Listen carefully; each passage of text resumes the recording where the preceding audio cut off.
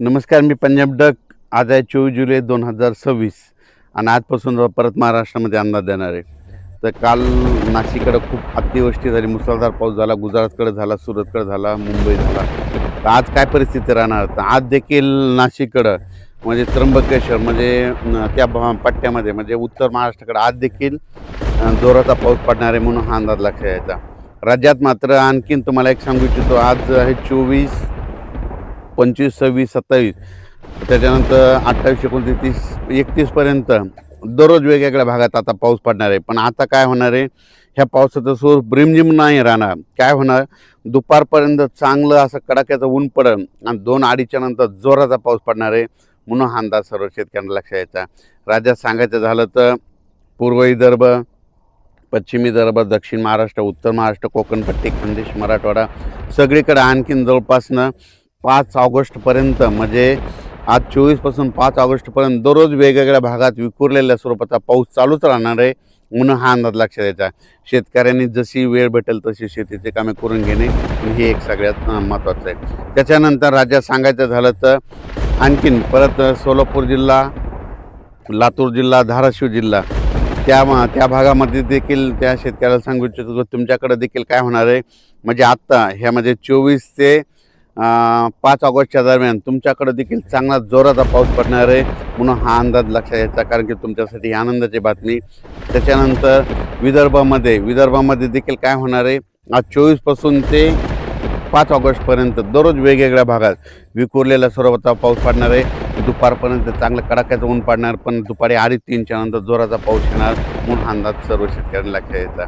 त्याच्यानंतर मराठवाड्यामध्ये परभणी जिल्हा, लातूर जिल्हा, बीड जिल्हा, धाराशिव जिल्हा, जालना जिल्हा, संभाजीनगर, हिंगोली जिल्हा ह्या पट्ट्या मराठवाड्यातल्या शेतकऱ्याला सांगू इच्छितो की मराठवाड्यात देखील काय होणार आहे, असं चांगलं दुपारपर्यंत कडक ऊन राहील, पण 2:30-3च्या नंतर ते रात्रीपर्यंत मग जोराचा पाऊस पडणार आहे म्हणून हा अंदाज लक्षात यायचा.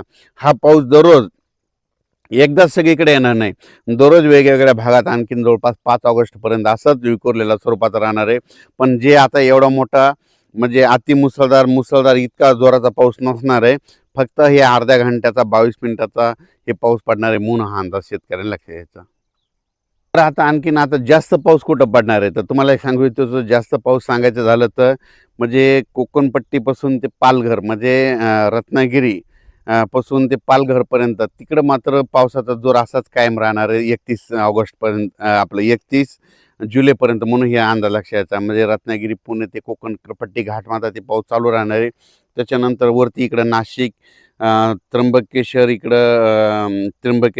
त्याच्यानंतर नंदुरबार जिल्हा विशेष म्हणजे तिकडे आतापर्यंत पाऊस कमी पडलेला आहे, पण त्याच्यामध्ये आता ह्या 5 दिवसामध्ये नंदुरबार जिल्हा, धुळे जिल्हा, जळगाव जामोद घाटाच्या खाली, बुलढाणा इकडं, अचलपूर, त्याच्यानंतर अमरावती, मोर्शी ह्या पट्ट्यामध्ये काय होणार आहे, परत एकदा ह्यामध्ये 4-5 म्हणजे 24पासून ते 5 ऑगस्टच्या दरम्यान काही ठिकाणी मुसळधार पाऊस पडणार आहे म्हणून हा अंदाज लक्षात यायचा.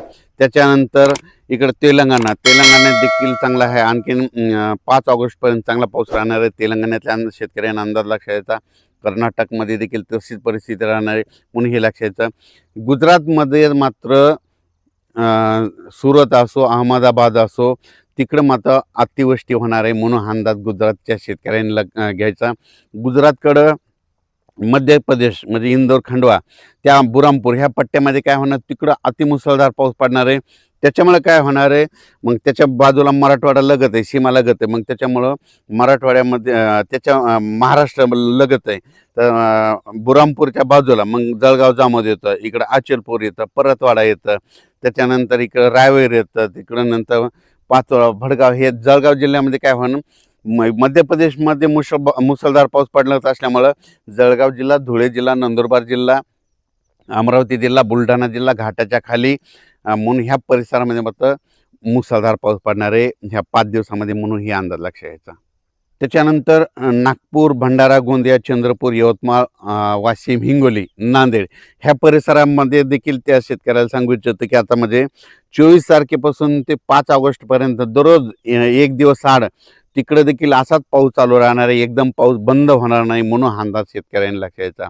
आणखीन जर खूप मोठा पावसाचा जर अंदाज सांगायचा झाला तर आणखीन ऑगस्टच्या मात्र 10 ऑगस्ट ते 15 ऑगस्ट ते 30 ऑगस्टच्या दरम्यान पुन्हा एकदा असा जोराचा पाऊस महाराष्ट्रामध्ये येणार आहे. त्याची तारीख आपण नंतर देऊ. ते कोणत्या भागात राहणार आहे ती देखील डिटेल देण्यात येईल.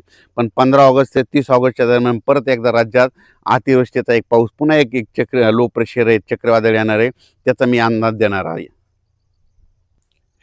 बऱ्याच माध्यमातून एक चर्चा भेटते की ऑगस्टमध्ये खंड पडेल. तर शेतकऱ्याला सांगू इच्छितो, खंड वगैरे काय पडणार नाही, दुष्काळ वगैरे पडणार नाही. तुम्ही पाहू शकता यावर्षी तर पिकं कसे आलेले आहेत. तर यावर्षी म्हणलं ज्या वर्षी पाऊस कमी पडतो त्यावर्षी पिकं चांगले येते. दुष्काळ वगैरे काही पडणार नाही. ऑगस्टमध्ये देखील तुम्हाला सांगतो 2 असे मोठे पाऊस येणार आहे. जसा आता मुंबईकडं पडला, गुजरातकडे पडला, तसेच आणखीन ऑगस्टमध्ये देखील 2 पाऊस येणार आहे. पण ते आता जागा चेंज करणार आहे. आता मुंबईकडे झाला, आता त्याची जागा चेंज राहणार आहे. त्याचा अंदाज पुढच्या अंदाजामध्ये दिला जाईल, म्हणून हे देखील लक्षात यायचं. तसेच आपण म्हटलं होतं ना, उत्तर महाराष्ट्राकडे खूप पाऊस पडायला, भंडारदरा, त्याच्यानंतर निळवंडे, हे सगळे जवळपास सगळे वरचे धरणं भरलेत.